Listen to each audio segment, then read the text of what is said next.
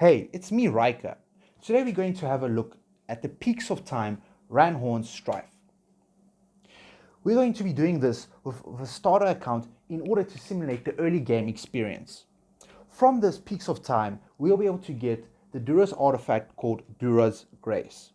This artifact is great on tanks, dodge tanks, that is able to provide a shield to them whenever they use their ultimate ability. As you can see here, I'm currently using 3 elite heroes and 2 legendary heroes. Make sure that at least one of them can provide sustain for your team, such as healing, shields. This can be done through Silas, Lucius, Namora, and so on. Also, make sure you have at least one good damage dealer. I'm currently using 2, Muriel and Odin. So Muriel has a screen wide clear, while Odin can easily group enemies up for Muriel to ult on them. Additionally, Odin can remove their energy, essentially resetting the fight whenever they get to full energy, and controlling them whenever they need to be grouped up together. I'm also using Tassi, this to provide additional control by putting one hero to sleep.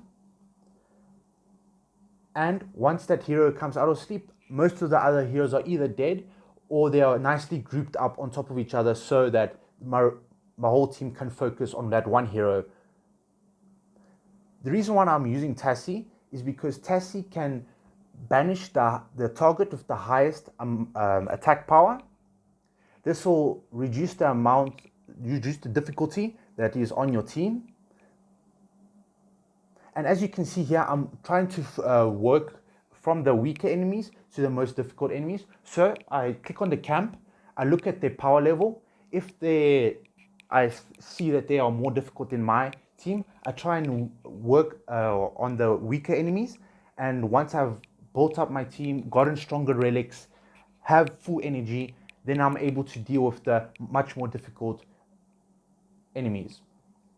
Also, make sure when you're going through this, pick relics that benefit your team greatly. So things that extremely benefit your team will be increased energy, more damage, and control effects on the enemy. So this can be anything from like sleep, cocoon, stuns, and so forth.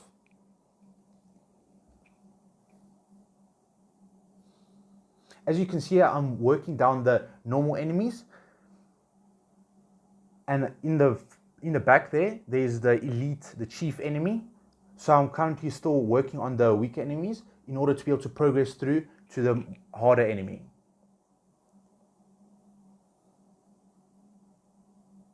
So another thing that you can do to help you progress through this is try and get one chapter above the requirements for the current Peaks of Time. This will essentially allow you to power level yourself through this stage, in reducing the difficulty and reducing the chance that some of your heroes might die through the encounter.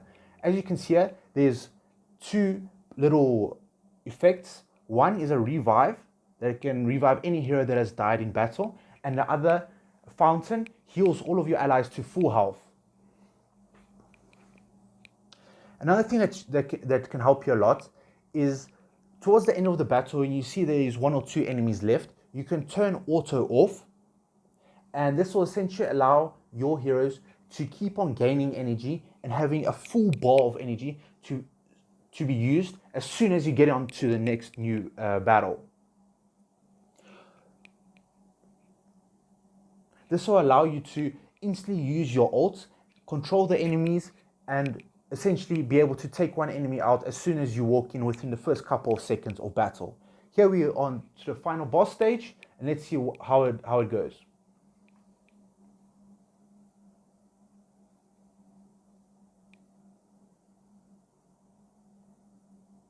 So you can see the banish, the portals, and the control that my team has. Essentially, the team couldn't do anything at all. By the time they were out of the sleep, they were already dead. There we go. We have Dura's Grace, and we're good to go.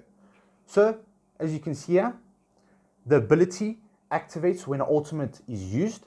This is a good shield that can offset a lot of damage, and once you've completed the previous stage, the new peaks of time unlocks as well.